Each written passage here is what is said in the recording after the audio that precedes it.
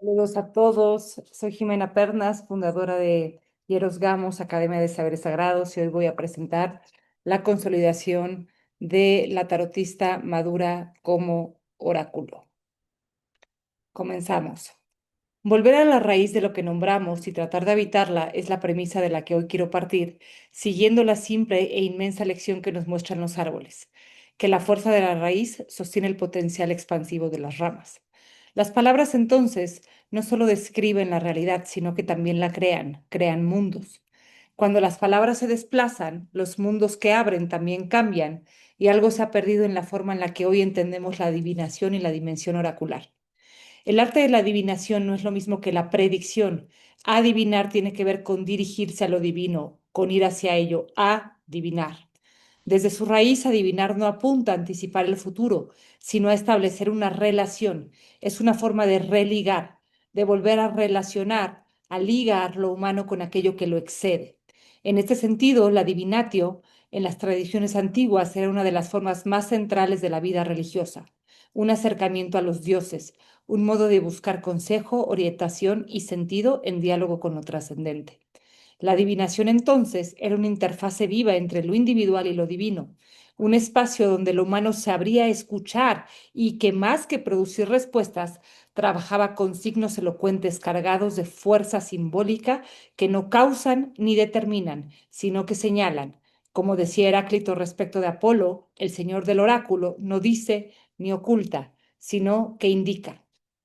Desde ahí, la práctica oracular no consistía en obtener certezas, sino en aprender a leer, a comprender e interpretar la voluntad divina y, sobre todo, en obrar en consecuencia.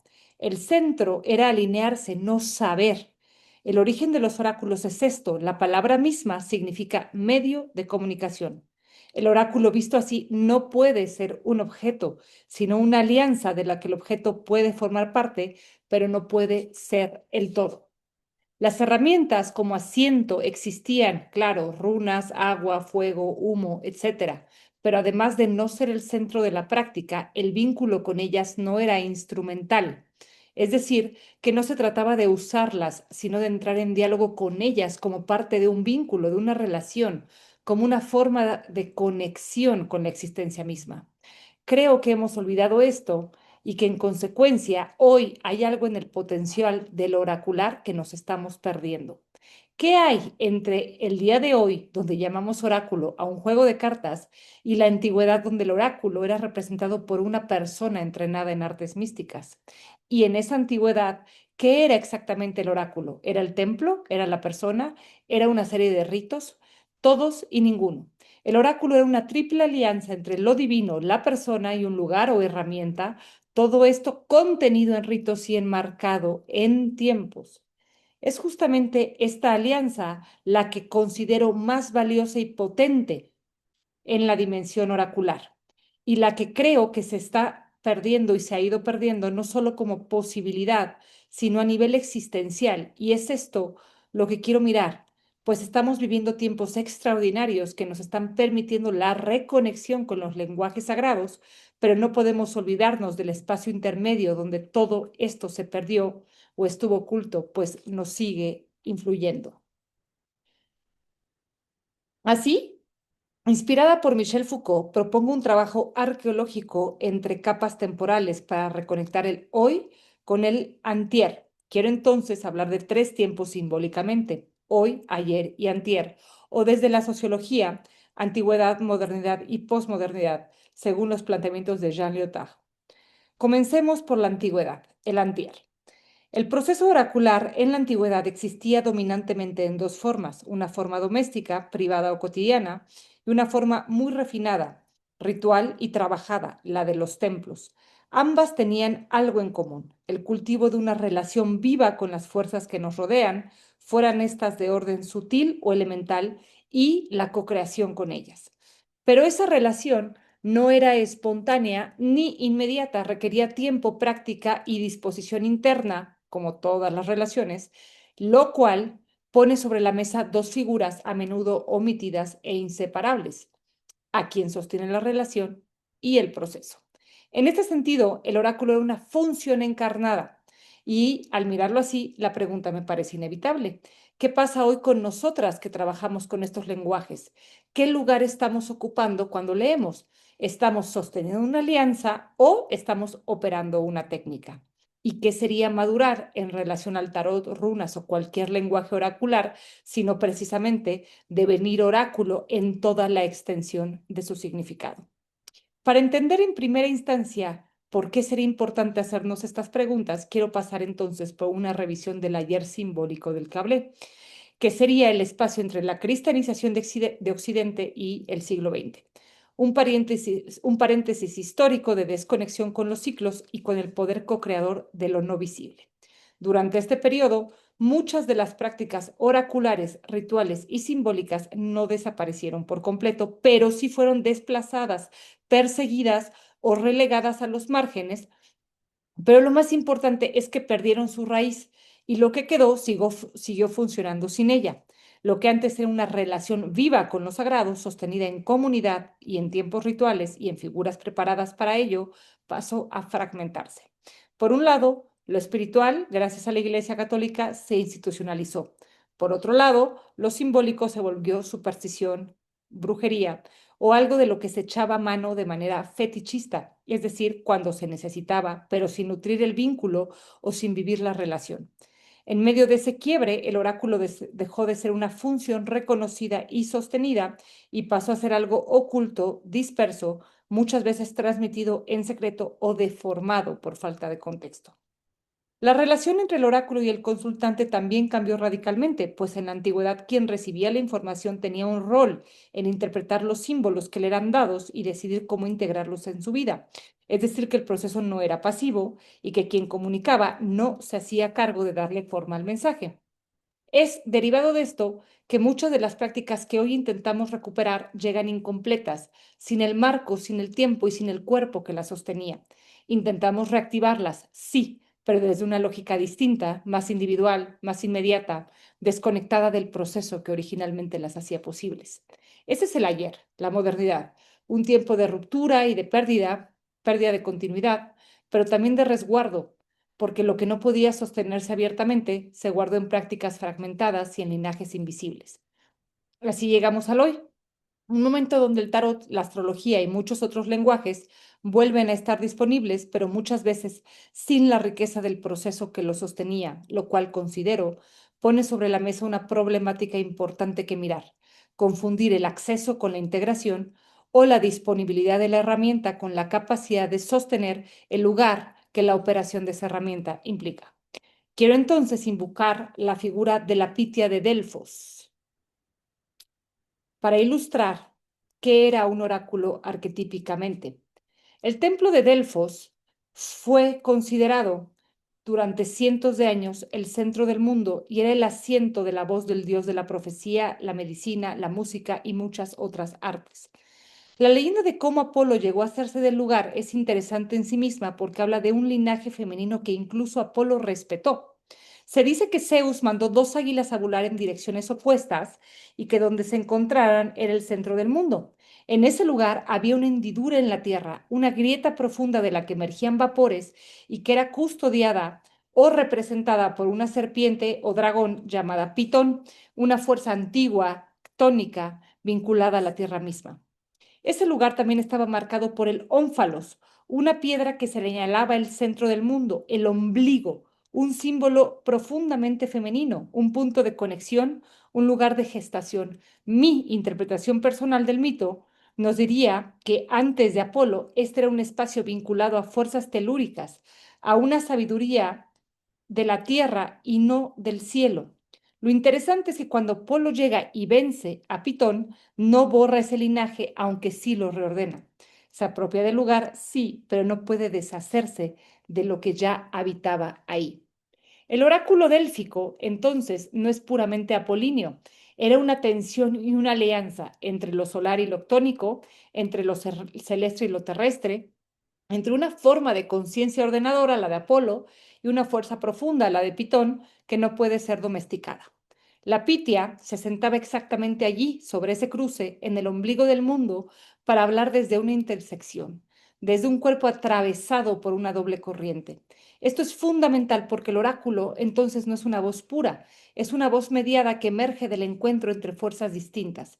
Pero lo más importante para mí es lo que sucedía antes de que ella se sentara en su famoso trípode y que tenía que ver con purificación, centramiento, relación con lo divino y respeto de los ciclos, pues el oráculo no siempre podía hablar, tenía tiempos, límites y condiciones. La pitia se preparaba a través de rituales específicos. Se purificaba en la fuente de Castalia, un acto que no era solo físico, sino también simbólico, una limpieza del cuerpo y de la percepción. Ofrecía oraciones, saludaba a su linaje de maestras y a los dioses, especialmente a Apolo, pero también a otras fuerzas presentes en el santuario, reconociendo que la posibilidad de la consulta dependía muchísimo de su disposición. El oráculo no operaba todos los días. Había momentos designados en el calendario, ligados a ciclos sagrados, en los que Apolo estaba presente y disponible o no. Incluso antes de que la Piti hablara, se realizaban sacrificios rituales, generalmente de una cabra, cuyo comportamiento era observado cuidadosamente. Si el animal no reaccionaba de la forma esperada al ser rociada con agua fría, se consideraba que no era un día propicio y la consulta no se llevaba a cabo. Solo después de estos preparativos, la Pitia descendía al Aditon del templo, el espacio más interno y sagrado donde se sentaba en el trípode. Desde allí, en un estado alterado de conciencia, mediaba entre lo humano y lo divino, pero incluso ese estado no era improvisado, era el resultado de una disciplina, de una disposición cultivada y de una relación sostenida en el tiempo. Todo esto nos muestra algo fundamental. El oráculo no comenzaba cuando se formulaba la pregunta, sino mucho antes, en la preparación, en la alineación y en la relación con lo divino. Otra dimensión relacional igual de importante era, como ya mencioné, la de quien recibe. La palabra de la Pitia no era clara en el sentido moderno, no era una instrucción específica ni una respuesta definitiva. Era enigmática y abierta porque operaba en otro registro, el registro simbólico, el de los símbolos. Esto implicaba que el oráculo requería la participación activa de quien consultaba. No entregaba soluciones ni sustituía el proceso de integración y no tomaba decisiones por nadie. Señalaba, abría, indicaba, como decía Heráclito, pero la comprensión y sobre todo la acción quedaban del lado de quien escuchaba. Recibir un oráculo, entonces, era una responsabilidad que implicaba interpretar, discernir y asumir las consecuencias de lo comprendido, como con Edipo.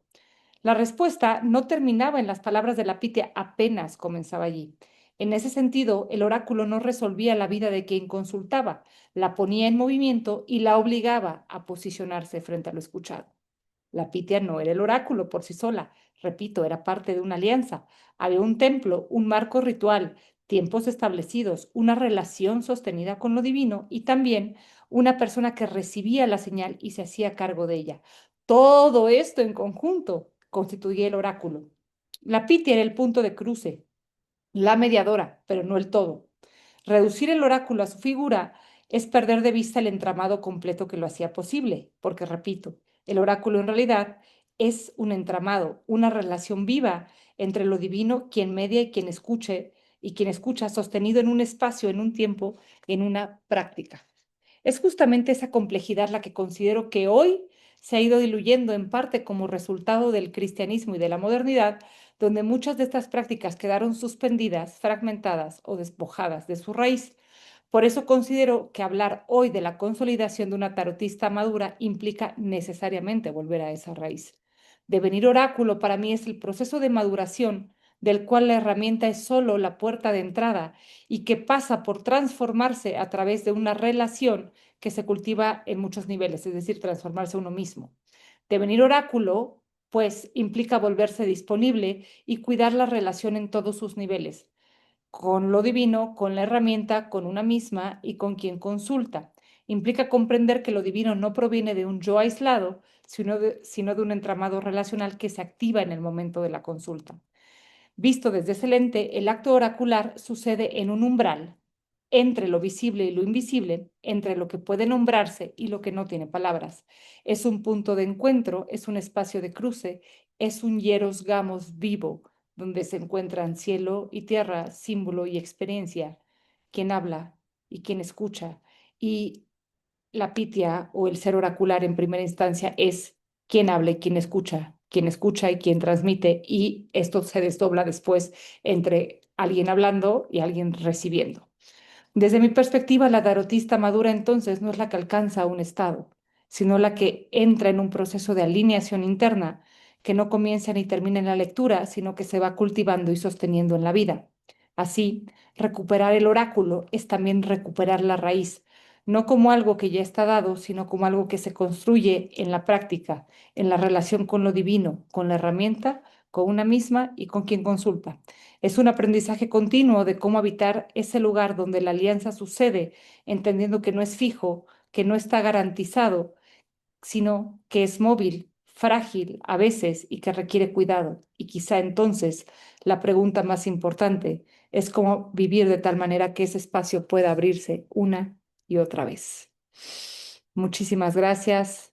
Aquí les dejo una posible práctica para entender qué sostiene mi práctica oracular y una oración, unas preguntas y una invocación a la conciencia arquetípica de la Pitia, entendiendo que cada vez que nos ponemos ahí estaríamos entrando en conexión con todas estas, con sus almas y con este arquetipo, todas las que sostuvieron este lugar.